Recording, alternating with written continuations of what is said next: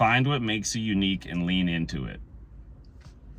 As a musician, as a vocalist, who is also a producer, engineer, etc., I record myself, and as you can tell, my voice, when I record, usually is like this. My talking voice is like low to mid-range in the frequencies, right? This isn't the easiest thing to make stand out in the mix. And so it may not be super unique, but what I'm trying to say is this is me, and this is my natural voice a lot of the time. Although I can go crazy like this, or I can go go crazy like that, right? But the point is that when I'm mixing my records, a lot of times I have a decent amount of stuff going on in terms of the frequency range. You know, I have some lows, some mids, some highs in the instrumental. And when I need to mix my voice, I need to make it feel full and present, and you can hear it, but also I want it to be balanced in the mix. And that's kind of difficult when I don't have a shitload of highs in my natural voice, or it just doesn't cut through. Like Tyler, the Creator, has talked about this before, where he's comparing a lot of his mixes to someone like Kanye or Eminem, where they have more nasally or just more higher frequencies in their voice, and it just cuts through the record easier. And people who have lower voices, it's tends to just be a little harder depending on the beat, right? If the beat has not that much highs in it already, then you know it can kind of help. Or if the beat doesn't have that much lows in it, it just depends on the beat. But I feel like I've been mixing my records over and over and over for years and years, and in this past week or so I've been mixing every day. I've been live streaming my mixing every day, hour a day. And you notice the progression when you do something every day. It's very evident and things are clear. You have a lot of clarity and see where you're progressing, where you still need work, weak spots, things that make you feel good, bad, ugly, all of that.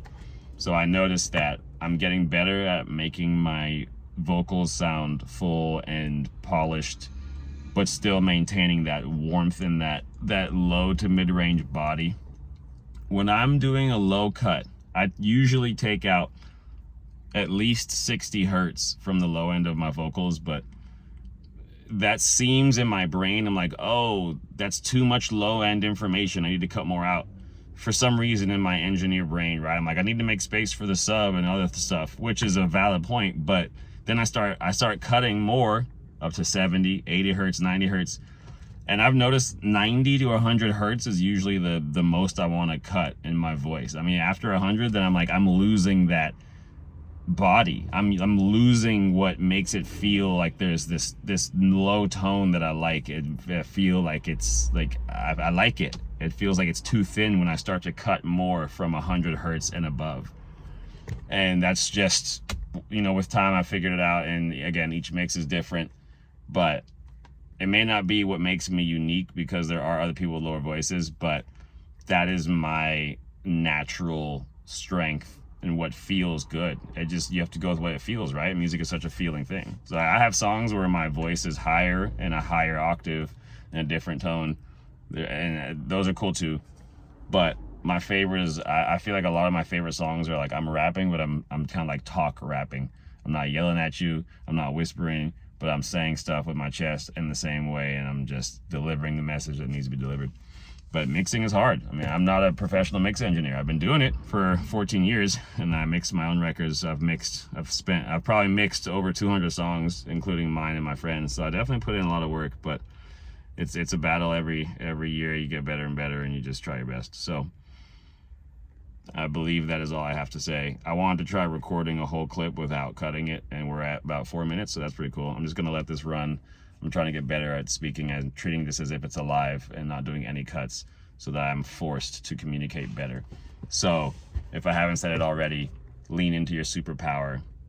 And if you do have a lower voice or a lower kind of tone in your voice, don't be afraid to let that low end really sit, and don't take out that body of the mix, and figure out how to either scoop frequencies out of other sounds or lower other sounds.